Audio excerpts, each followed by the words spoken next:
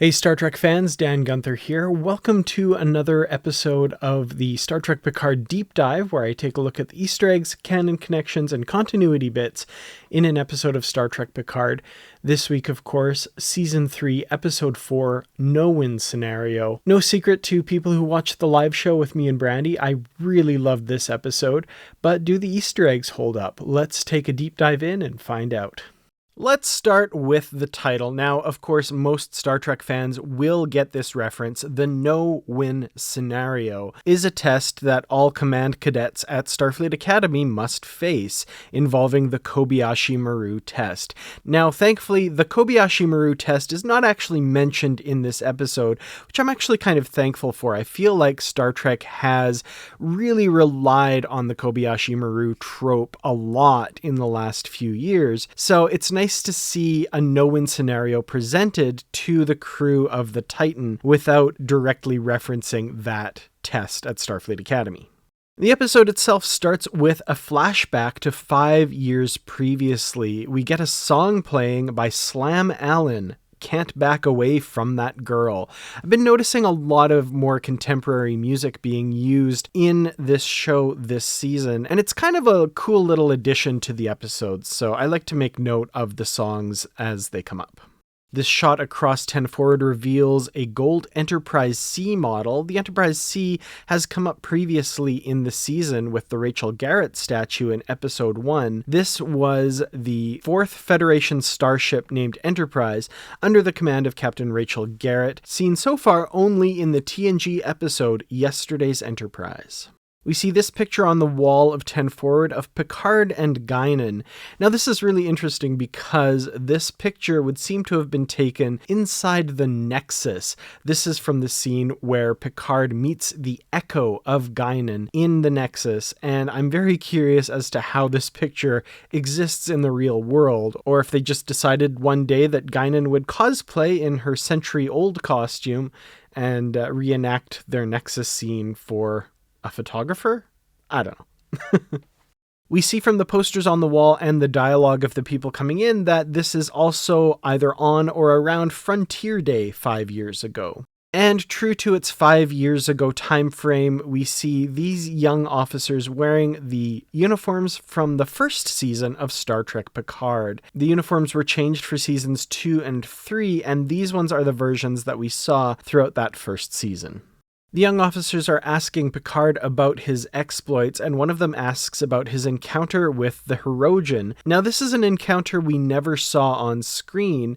The Hirogen are a hunting species from the Delta Quadrant introduced in the 4th season of Star Trek Voyager, and they were kind of a recurring nemesis for that show. The Hirogen are physically imposing, and like I said, they are hunters using other species as prey. One of the other cadets asks if he consulted with Admiral Janeway. This is, of course, because Janeway was in command of Voyager and was the Federation's first contact with the Hirogen.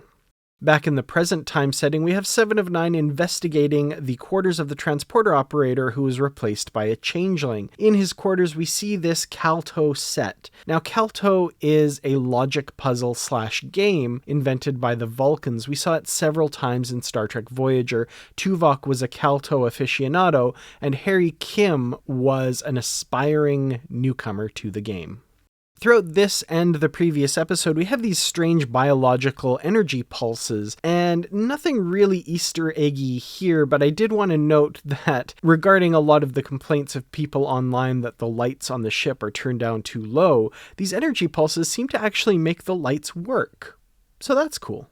Picard and Jack Crusher seek a moment of solace in the holodeck, and the holodeck has been programmed to resemble 10 Forward in LA, Picard's favorite hangout, and this links back to an Easter egg from the closing credits. We see during those closing credits this shot here showing a holoprogram labeled 10 Forward LA, so this would appear to be that holoprogram, and once again paying off a little Easter egg that we see in the closing credits. Now, I kind of liked Picard's explanation as to why the holodeck is working when the ship is in such an emergency, saying that it runs off an independent small power source so that the crew can seek refuge there. This is somewhat related to an explanation that was given in the early days of Star Trek Voyager as to why, when the ship is stranded across the galaxy and on power rations, they're still able to have holodeck adventures in various episodes. Ensign Kim? Have you had any luck getting power from the holodeck reactors? Not yet. We tried hooking them to the power grid, and we ended up blowing out half the relays. The holodeck's energy matrix, it just isn't compatible with the other power systems. So they can't actually use the power that powers the holodeck in other systems, which is kind of a bit of a weak explanation. I thought so at the time, and I still kind of think so now. But it's nice to have that bit of continuity and that they have that explanation from Voyager, even though really, it doesn't make a ton of sense, but we'll go with it. I love Picard and Jack's discussion about, quote, the elephant in the room, namely Picard's hairline. And it really reminded me of another time where Picard thought that he had a long-lost son. This turned out to not be the case. But Jason Vigo from the TNG Season 7 episode Bloodlines, there's a great moment in that episode as well where Picard brings up his hairline to Jason, saying that you'll never look at your hairline the same way again. And this little scene here where Jack's worried about his hair really reminded me of that. We get a reference to the planet Metalis 4, and like Metalis Prime, is apparently a vile place, a real dump, according to Jack. This is kind of a running joke in Picard that planets named after the showrunner, Terry Metalis, are really bad places and places you don't want to go, which is kind of a little bit of trolling the showrunner, it seems. The Metalis Prime planet was first named in Enterprise, which I mentioned in a previous deep dive, but this is the first time we've heard of Metalis 4. Now, in the background of this scene, there's a photograph on the wall of an Andorian. And this is really cool. This is the character Theron of Andor, which is actually a fan-created character. Australian longtime Star Trek fan Ian McLean created the character as an alter ego of himself, and the photograph is actually him in Theron of Andor cosplay. So very, very cool that this was included on the show. I love catching stuff like this, and Ian McLean is a really great guy, a huge fan of the novels. Check him out on Twitter at Theron of Andor.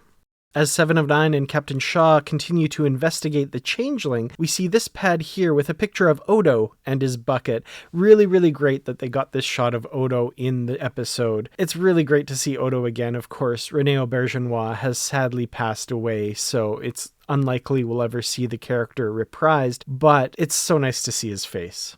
Now, when 7 of 9 is looking for the receptacle in which this particular changeling hides himself, it's kind of odd, but his pot looks just like Odo's bucket, maybe a slightly smaller version of it, which is weird because Odo's bucket was not really related to the changelings of the Dominion at all. It was something that I assume was given to him by Dr. Morapol or another Bajoran. I'm assuming it's a Bajoran bucket. So it's very strange that this changeling's bucket looks just like his, but maybe this guy's just a big Odo stan or something like that. This is another weird one, another prop that looks very similar to one that we've seen before and is in fact exactly the same. Vadic aboard the Shrike seems to have Shinzon's knife. Now, this is a very distinctive knife that has shown up in a lot of different parts of pop culture before, not just Star Trek. But in Star Trek, it is so recognizable as Shinzon's knife. I have to wonder if that is some sort of plot thing here. Is it related to Shinzon somehow? My guess would be no, but I might be wrong about that, and I wait to be proved wrong. But until that happens, this seems like a very odd choice on the part of the creators of the show.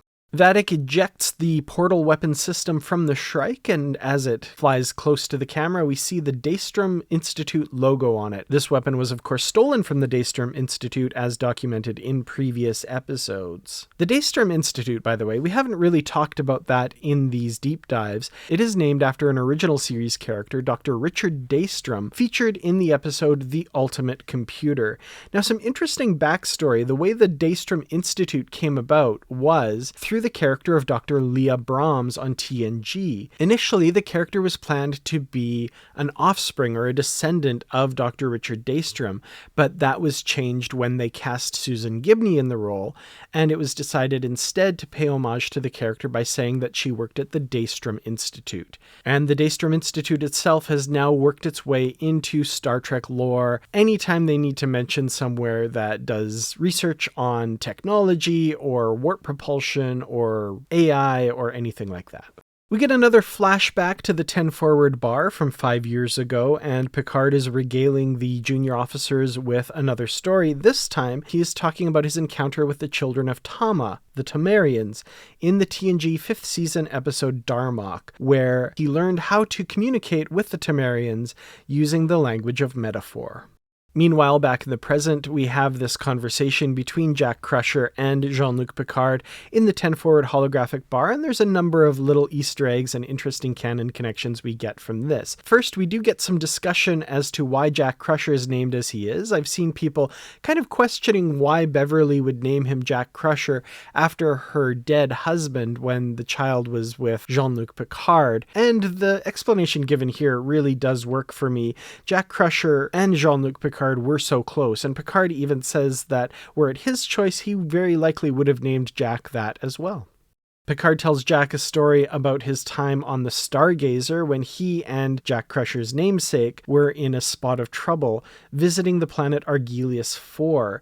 Now, Argelius 2 was seen in the TOS episode Wolf in the Fold as kind of a hedonistic society place where people went for shore leave to kind of get their rocks off, really. And Argelius 4 would kind of seem to be a similar place, as Picard and Jack go there for that purpose as well. Picard and the elder Jack Crusher, of course, served together on the USS Stargazer. And from the sound of this story, it seems that this was from a time when Picard was not the captain, but merely another officer on the ship along with Jack. Next, we get what is probably one of my favorite scenes that I've ever seen in Star Trek, going back for quite a ways that I can remember. We have Captain Shaw's telling us of the story of the USS Constance, a starship lost at the Battle of Wolf 359. This relates to another closing credit Easter egg. We see the war report of the loss of the USS Constance in the closing credits. And this scene telling the story of him as kind of a lower deck grunt aboard the Constance, experiencing what they all went through at the Battle of Wolf 359, was truly moving. And I think Todd Stashwick puts in an A+ performance here. I was enthralled throughout this entire scene. There's kind of shades of Benjamin Sisko in this. There's a big difference, though, between what Sisko talks about in the Deep Space Nine pilot episode Emissary and what Captain Shaw talks about here, in that Sisko was the first officer of the Saratoga and was kind of helping to lead the ship into battle, whereas Shaw's perspective is of a grunt, a lower deck officer who's just kind of doing what he's told, going along, doing his job, and thrown into this situation, a ton of confusion, and carrying a huge amount of survivor's guilt, as a lieutenant told him to get into the escape pod with the other people, and most of the crew was lost, but only a few of them were able to survive in this escape pod. It's truly harrowing and just an incredible scene.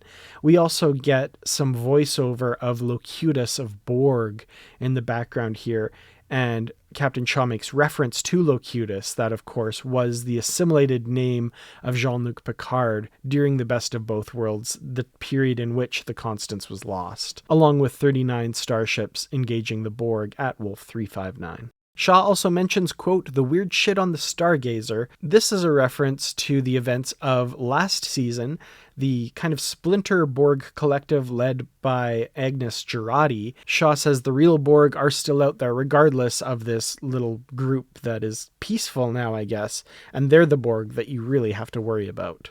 Jack Crusher makes reference to space babies, which it turns out are about to be born out of this nebula, and Dr. Crusher mentions that they've encountered space-dwelling lifeforms before. Picard brings up Farpoint, which is a great example. We see these kind of jellyfish-like creatures at the end of the first episode of Star Trek: The Next Generation. We also have Tin Man, or Gomtu, from the TNG episode Tin Man, as well as this space-dwelling lifeform and its offspring in the TNG episode Galaxy's Child.